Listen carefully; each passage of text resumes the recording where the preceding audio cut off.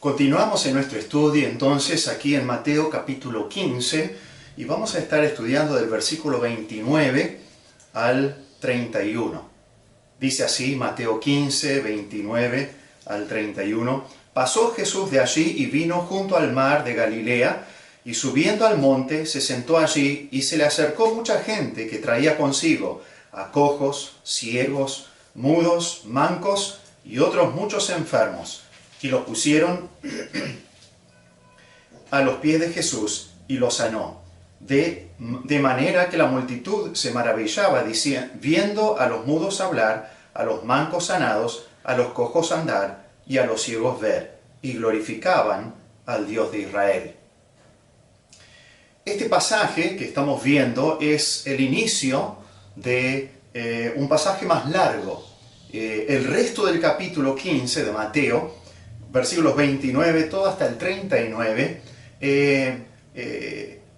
está describiendo dos eventos que están conectados uno con el otro. Estos dos relatos suceden en el mismo lugar, uno detrás de otro. Y el segundo evento, el de la alimentación de los 4.000, sucede a causa del primer evento. O sea, Jesús estaba atendiendo a las necesidades físicas y espirituales de la gente. Entonces, tenemos que estudiarlo juntos, pero por cuestión de tiempo no lo podemos ver todo en esta tarde, así que vamos a ver la primera mitad, pero luego vamos a ver la segunda mitad, o sea, vamos a ver mitad de los eventos importantes que Jesús había hecho sobre este monte. Primero vemos la manera en que Jesús atiende las situaciones críticas de la vida, o sea, las discapacidades permanentes en los versículos 29 al 31. Luego la semana que viene vamos a ver la manera en que Jesús atiende las situaciones cotidianas de la vida, o sea, el alimento, cosas que necesitamos todos los días. Así que habiendo dejado una migaja bajo la mesa allí en la región de Tiro y Sidón, para los perrillos, como decía el texto, Jesús volvió a dar todo un banquete a los hijos aquí en Israel. Toda persona, quien quiera que sea, recibiría socorro de Jesús si se acercaba a Él bajo sus términos. Eso es lo que Mateo está queriendo decir o enseñar en este pasaje, en estos 3 versículos. Que toda persona, cualquiera que sea, recibiría socorro de Jesús si se acercaba a Él bajo sus términos. Y hoy día también es cierto, toda persona que viene a Jesús, no importa lo que haya hecho en el pasado, no importa qué persona sea, si viene a Jesús bajo sus términos, va a recibir socorro de Él. Marcos 7, del 31 al 37, parece ser el pasaje paralelo. Y el pasaje paralelo solo da un ejemplo de cómo Cristo socorrió a un sordo y un tartamudo. Así que Marcos nos da detalles de la sanidad de un hombre, mientras Mateo nos da una declaración general de la sanidad de muchos. Mateo nos describe, aquí en este pasaje, nos describe la grandeza y la variedad del poder de Jesucristo. Mientras que en Marcos, el pasaje paralelo, nos describe la atención personalizada del socorro de Cristo. Y por eso Mateo solamente toma 3 versículos para decirnos que sanó a muchísimas personas, con enfermedades tan variadas. Y Marcos va a usar 7 versículos para desarrollar y detallar cómo sanó a un enfermo. Mateo nos dice que Cristo es poderoso. Marcos nos dice que Cristo es personal. Y vos y yo necesitamos saber esas dos cosas. Necesitamos saber que Cristo tiene poder ilimitado y que no importa quiénes somos o qué problema tenemos, Él puede solucionarlo.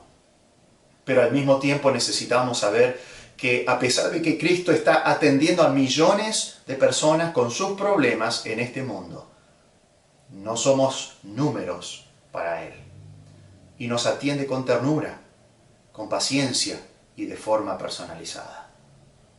Lo que Jesús había hecho en la región de Genesaret, en el capítulo anterior, al oeste del mar de Galilea, ahora va a ser en la región de Decápolis, al sureste del mar. O sea, una sanidad. Todas aquellas personas que venían a él lo sanaba. Multitudes sanó. Y lo que Jesús hizo en el ámbito geográfico, en el versículo 29, es lo que hizo también en la esfera espiritual. Vamos a leer ese versículo. Versículo 29 dice: pasó Jesús de allí y vino junto al mar de Galilea, y subiendo al monte se sentó allí. Este corto versículo está lleno de verbos, acciones, muchas cosas que Jesús hizo en un solo versículo. Pero vamos a ver en todo este pasaje, ¿sí? Vamos a ver el socorro de Cristo que Él tiene. En primer lugar, vamos a ver la base de su socorro. Luego vamos a estar viendo también los beneficios de su socorro. Y por último, vamos a estar viendo los resultados de su socorro. Así que en este versículo 29 vemos la base de su socorro. ¿Cómo es que Jesús, el Hijo de Dios, puede socorrer a un hombre pecador como yo? ¿Sobre qué base? Saben que Jesús resolvió varios problemas. Aquí nos dice que pasó Jesús de allí. Tiene que ver con la idea de que salió o cambió de un lugar, pasó de un lugar a otro. Y luego dice, y vino junto al mar de Galilea, se acercó nuevamente a la zona donde había hecho la mayoría de su ministerio. Y luego dice, y subiendo al monte, un monte en particular, un monte que él habituaba a estar cuando estaba en aquella región, subiendo al monte, no dice a un monte, sino al monte en particular, y se sentó allí. Entonces, él se trasladó geográficamente, físicamente, hizo estas cosas, pero también hizo estas cosas espiritualmente para nosotros. Y esa es la base sobre la cual él puede socorrer a cada uno de los que tienen problemas. La base sobre la cual él puede socorrernos a vos y a mí. ¿Cómo es que Jesús, el Hijo de Dios, puede socorrer al hombre pecador como yo? Él resolvió varios problemas. En primer lugar, con su vaciamiento. Jesús resolvió uno de los grandes problemas con su vaciamiento. ¿Cómo Dios puede acercarse al hombre? Dice que pasó Jesús de allí. Pasó. Ese verbo tiene que ver con cambiar de lugar. Y Jesús cambió de lugar. Él eternamente estaba con Dios Padre y Dios el Espíritu Santo en el cielo. Y él cambió de lugar, se vació a sí mismo y vino a esta tierra. Cambió su residencia del cielo a este mundo. El apóstol Pablo nos refiere esto. Y cómo esto está ligado a que lo hizo por amor a nosotros. En Filipenses capítulo 2. Filipenses capítulo 2, si me pueden seguir con la lectura. Filipenses capítulo 2, vamos a comenzar leer del versículo 3. Dice así, Filipenses 2, 3, nada hagáis por contienda o por vanagloria, antes bien con humildad. ¿Qué dice luego? Estimando cada uno a los demás. O sea que está enfatizando nuestra responsabilidad para con otros, la ayuda, el socorro que nosotros podemos dar a otros. Dice, estimando cada uno a los demás como superiores a él mismo, no mirando cada uno por lo suyo propio, sino cada cual también por lo de los otros. O sea, Pablo nos dice que no tenemos que enfocarnos en nuestros problemas, sino que también tenemos que mirar a los problemas de otros para también socorrerlos o ayudarlos. ¿Y cuál es el ejemplo que tenemos para hacer eso? Nos dice en el versículo siguiente, haya pues en vosotros este sentir que hubo también en Cristo Jesús. Para poder socorrer a otras personas tenemos que tener el mismo sentir que había en Cristo Jesús, porque Él nos socorría a nosotros. Y Pablo lo va a describir. Dice, el cual, siendo en forma de Dios, no estimó el ser igual a Dios como cosa que aferrarse, sino que se despojó a sí mismo. Ahí tenemos, Él cambió de lugar, desde mantener su gloria y divinidad en el cielo, se despojó a sí mismo. Con su vaciamiento, Él resolvió este gran problema.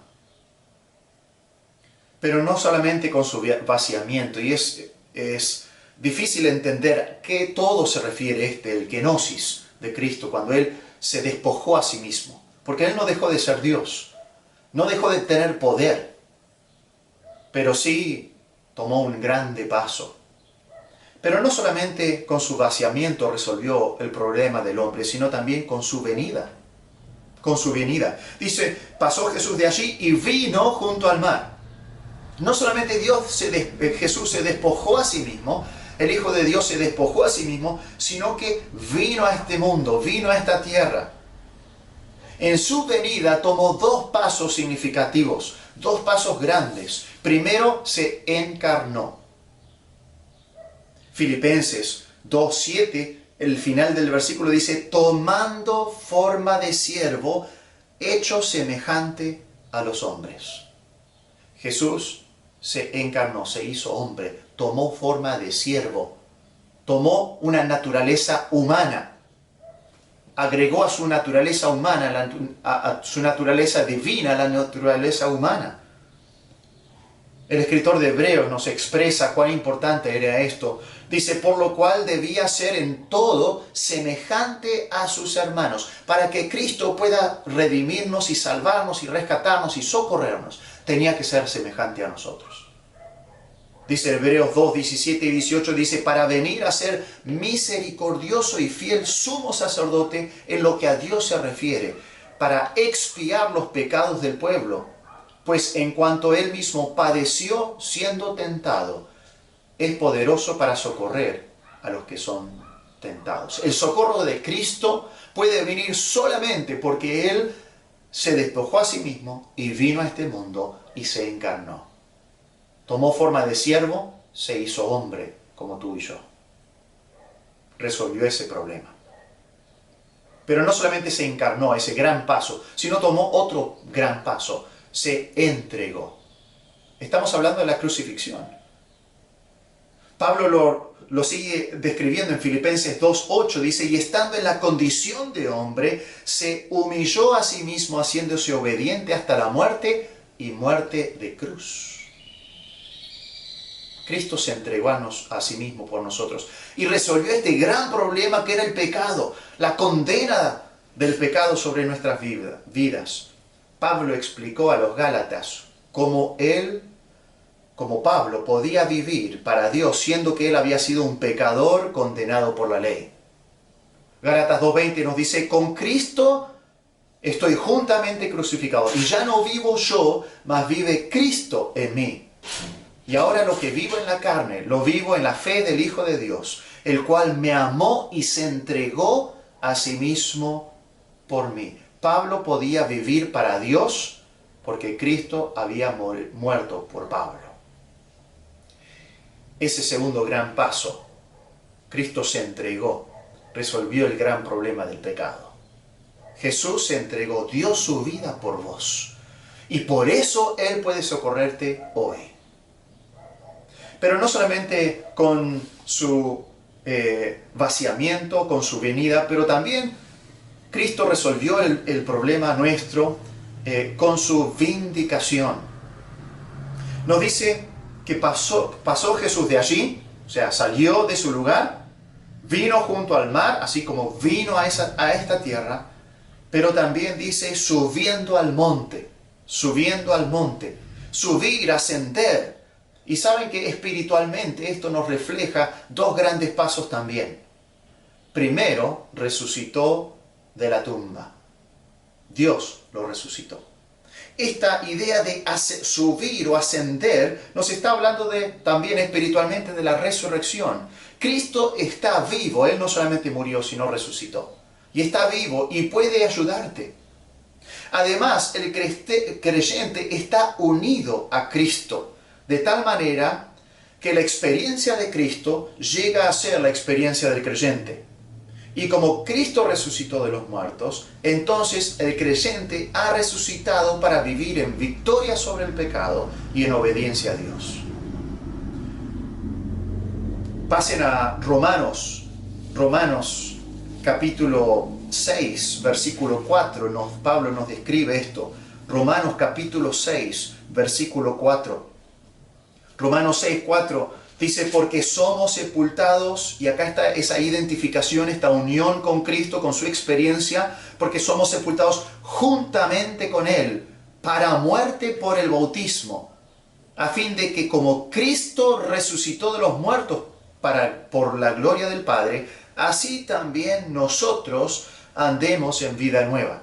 Así como Cristo resucitó, nosotros debemos andar en vida nueva. ¿Por qué? Porque fuimos unidos vitalmente a Cristo. Dice, porque si fuimos plantados juntamente con Él, esa identificación, esa unión, dice, en la semejanza de su muerte, así también lo seremos en la de su resurrección. O sea, que morimos con Cristo, pero también vivimos con Cristo. Para que el cuerpo del pecado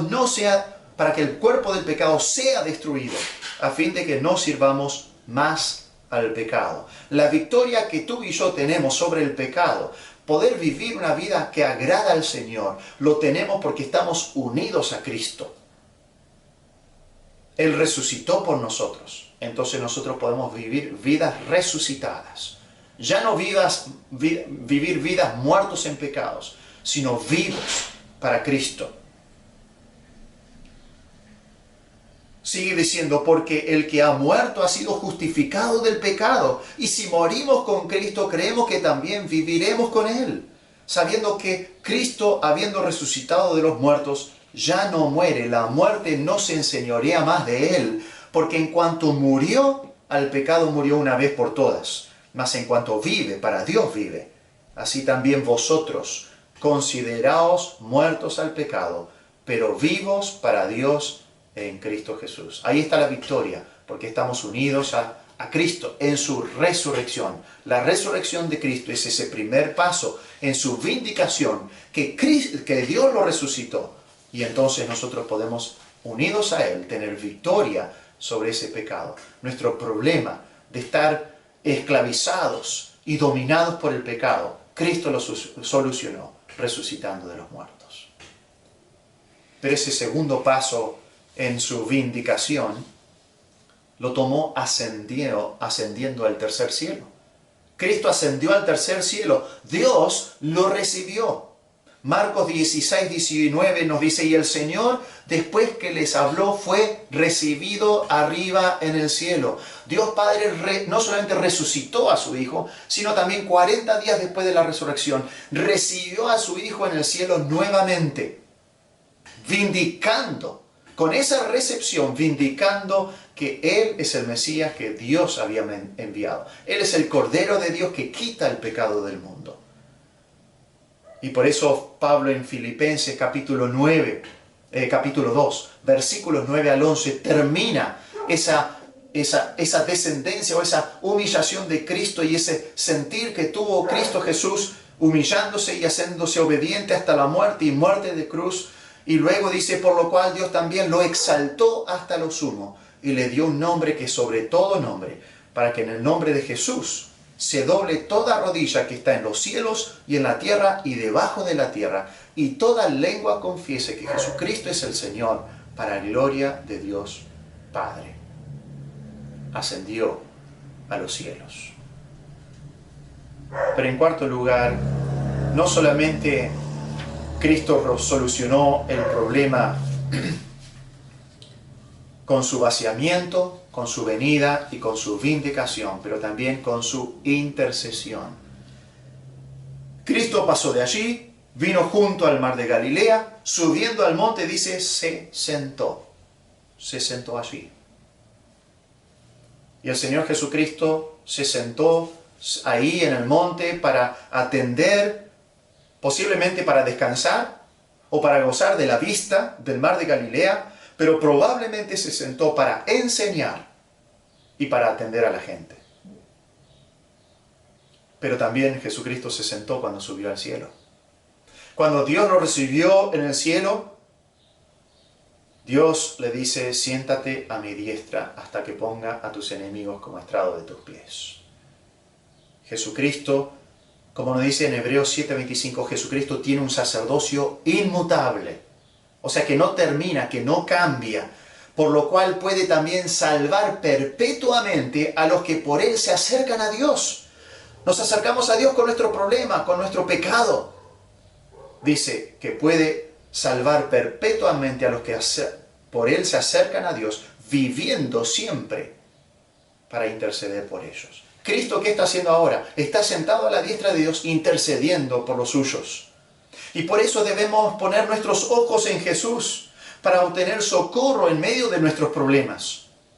El escritor de Hebreos 12, versículo 1 y 2 dice, por tanto nosotros también teniendo en derredor nuestro tan grande nube de testigos, despojémonos de todo peso y del pecado que nos asedia, traigamos esos problemas a Cristo, dice, y corramos con paciencia la carrera que tenemos por delante, puestos los ojos en Jesús, el autor y consumador de la fe, el cual por el gozo puesto delante sufrió la cruz, menospreciando el oprobio, y se sentó a la diestra del trono de Dios. Pablo resumió todo esto, lo que Cristo hizo para poder rescatarnos y socorrernos en nuestros problemas, sean cuales sean, con estas palabras en Romanos 8:34. Pregunta, ¿quién es el que condenará a los hijos o a los escogidos de Dios? Cristo es el que murió, más aún, el que también resucitó y que además está a la diestra de Dios, el que también intercede por nosotros. ¡Qué gran bendición! Cristo ha resuelto el problema del hombre a través de estas cosas, a través de su vaciamiento, a través de su venida, a través de su vindicación y también a través de su intercesión. Cristo está intercediendo por nosotros aún ahora. Puedes venir a Él con todos tus problemas, sean los problemas que tengas. Puedes venir a Él, sea la persona que seas, hayas hecho lo que hayas hecho. Él puede solucionar tus problemas.